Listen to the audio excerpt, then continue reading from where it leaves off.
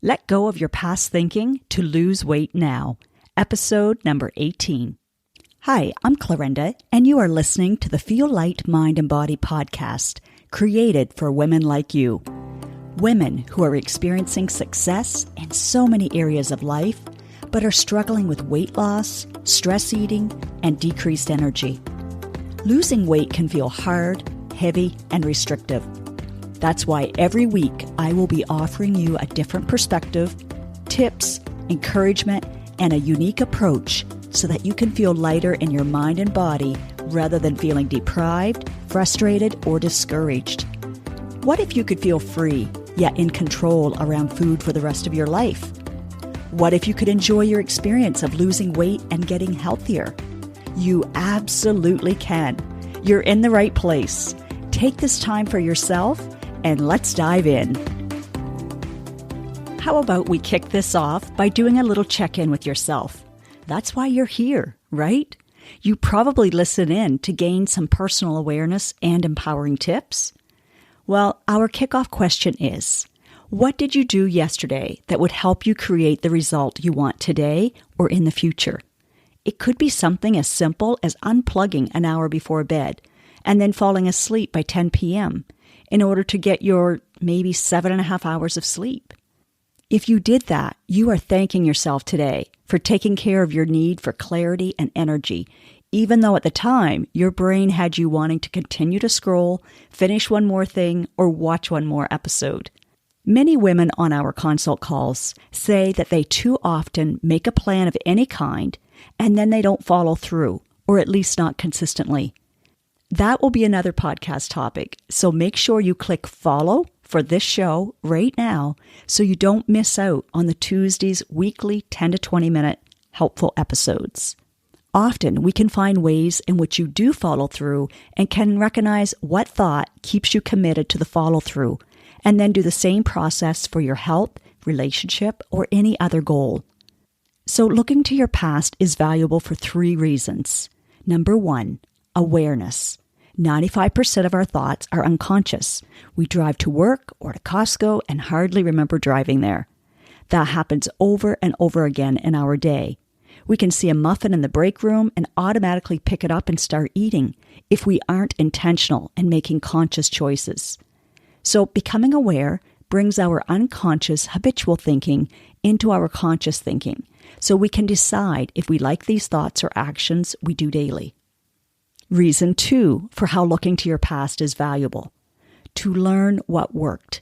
You can then ask, is this same thinking or skill transferable to my current goal? Can it help me overcome this obstacle as well? If so, how? Then you do the work of making that connection. Number 3, you can learn from your, I'm doing the air quotes right now, I guess you can't see me, fail, and decide why and how you can do something different this time. Let's talk about your now, your present. What do you really want? If you could wave a magic wand and have it, what would it be? One of the reasons I called my weight loss program Feel Light Mind and Body is because 95, maybe even 99% of my consults and conversations came back to wanting to feel lighter in mind, heart, spirit, and body, because they're all connected. Even though they are all connected, I encourage you to choose one area, one goal, and learn the information you have been missing to be able to achieve it, and most importantly, to be able to maintain it, then practice the skills to achieve that goal. This same skill set can then be applied to your next goal, no matter what it is. In your present, after looking to your past, don't let yourself tense up or go into self-judgment. Simply notice how much of your day was spent thinking about or doing things that will move you forward in your goal. Let's use wanting to lose 15 pounds in the next 3 months as an example. If you listened to last week's podcast on how daydreaming can help you lose weight, maybe you spent time as you drove to work thinking about fitting into your swimsuit and feeling more comfortable around the pool. Maybe as you hung up your clean clothes, you noticed and held up a dress that you felt so good in a couple of years back, and you have hung on to it because there was an inner hope that you would somehow fit back into it again. Part of letting go of your past thinking to lose weight now is to question it all. all of your diet mentality built up over the years. If you can be a watcher, an observer of your thoughts, it will create some space between your past thoughts and actions and what you have been making it mean about you, about your ability. It won't be as emotionally charged. Then you get to decide if it is really true, if it actually worked, and why or why not. You can decide if you did the best that you could with the knowledge and tools that you had back then, and be open to see if there's an alternative to start with a new, fresh approach. Maybe there are things that worked in the past that are no longer suitable for your current health or situation. They aren't sustainable for you. A great example of this is I have many clients who used to use exercise as a way to lose weight. They were committed runners, Good Life or Planet Fitness gym buffs, attended my fitness classes and boot camp trainings, or were faithful at their home programs like Beachbody. But now they have worn cartilage in their knee. They have inflamed joints from arthritis, or their work schedule has changed dramatically. And at least in this phase of their lives, they can't fit in gym time. This is one of the reasons I teach my clients how to lose weight without needing to exercise.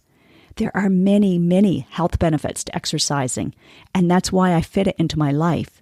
But it no longer is a means to maintain my weight, and that is both comforting to my mind and empowering to be confident that I don't have to depend on an external source to lose or maintain my weight. It's freeing. It's the same with supplements. There are helpful ones out there, but again, not needed. Learning how to balance your hunger hormones and gaining agency over your mind so you can allow emotions and urges without giving in to them is what will be lasting for you. It doesn't happen overnight, and that is why having qualified, knowledgeable, and experienced support is so important. Let's come back to now. Now, in the present, and moving forward, we have to take responsibility for our own health. Your husband, friend, or child cannot lose weight for you. It's you who makes the decisions. It's you who chooses what to do or not do. We tend to want to blame others. It's such an automatic way to let ourselves off the hook. Those excuses feel so true. But in taking responsibility, you establish confidence and power that no one else is causing you to gain weight. That is amazing to own, because that means you can make this happen for yourself regardless of what anyone else says or does. Can they still influence you? Only if you choose to value their offer over your own desire. When your brain says, well, if he hadn't brought home garlic fingers, wings, Caesar salad, and beer last evening, I wouldn't have eaten it, and therefore I would have weighed myself this morning. What do you think? I'm betting he didn't hold you down and force feed you at 7:30 last night. No. And maybe he thought he was being helpful, as he knew you have always enjoyed this in the past. Maybe there hasn't been a heartfelt, honest discussion yet about what you are really desiring, because you're scared of what he might say or think. In your mind, you may be thinking he will think, here she goes again. Great. Miserable days ahead in this house. But the truth is, if you are willing to share vulnerably, he may look at you with so much respect and compassion that you have not given up. He may feel relieved because deep down, he's concerned about your future health. Maybe he will even be motivated to make healthier options as well. Now, I also want to give you a heads up that when you stop blaming others, your inner critic may increase its volume of self-blame. Blaming is not useful. I have clients who have argued that they do find it useful in motivating themselves, and it makes them throw out the junk food or get on the treadmill. I can agree with them, from experience, that it could do that, but 9 times out of 10, it will be short-term. When actions are fueled by feelings of blame and shame, they will eventually have you going back to old ways of comforting yourself to feel better. An example of this is sitting on the couch and just mindlessly munching. The knee-jerk actions are often fueled by some unconscious self-loathing. They don't last. Often it creates a rebellion that leads to more weight gain and shame and blame. That feels heavy. So that approach doesn't fit into the Feel Light, Mind, and Body program that I teach. I will be coached and will continue to coach others as many times as needed to decondition ourselves from the years of thinking, feeling, and acting in that self-sabotaging manner. Yes, we tend to look at our past for evidence of what is possible. That's great if it is helpful. But again, if you are looking to your past for fuel for who you believe you can become in your future, you are going to run into this thought. I lost weight, but then I gained it back. And now, here I am again. The primitive part of your brain wants you to feel comfortable and safe. So unconsciously, you may have the belief looping that this isn't going to last. And like any self-fulfilling prophecy, that is a result you will create for yourself. Stop looking to your past for evidence for whether you can lose weight and keep it off. Yes, you may have lost weight, which is awesome, but was it done in a way that you can do for a lifetime? Many come to me after having success with keto, but then as soon as they enjoy a piece of birthday cake or even some nutritious potatoes, they feel out of whack and rebound in their weight. I have to add, what if there's a solution somewhere in between the extremes? And there is, my friend. There really is. So, you can look to your past to help increase your awareness, but then come back to the present and be committed to being future-focused. You can't change your past, but you darn well can change your future. And no, you can't change your past, but you can change the way you are thinking about it. Let any old stories go that leave you feeling at effect, leave you feeling like a victim, and choose instead a different story. Maybe one like, that is who I was then, and now that I know better, I can do better. It's a waste of time to delve back into the past.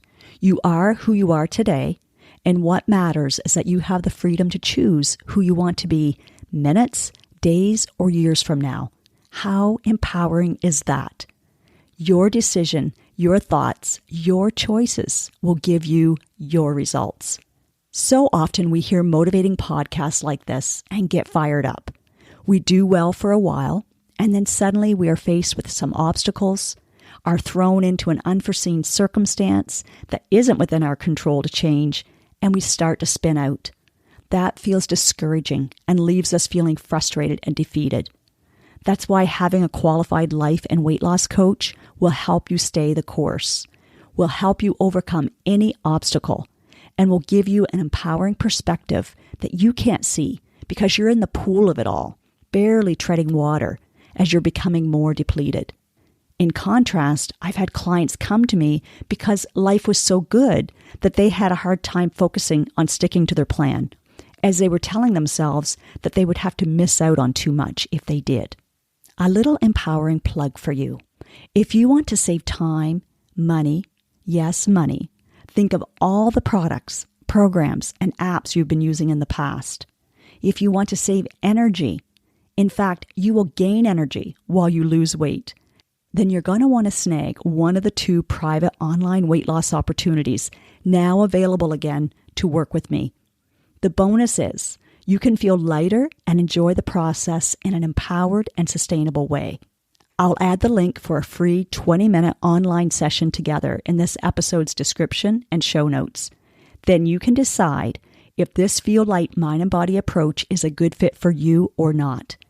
My clients say that this has been their missing piece to the puzzle of losing weight and keeping it off, and it very well may be your missing piece as well.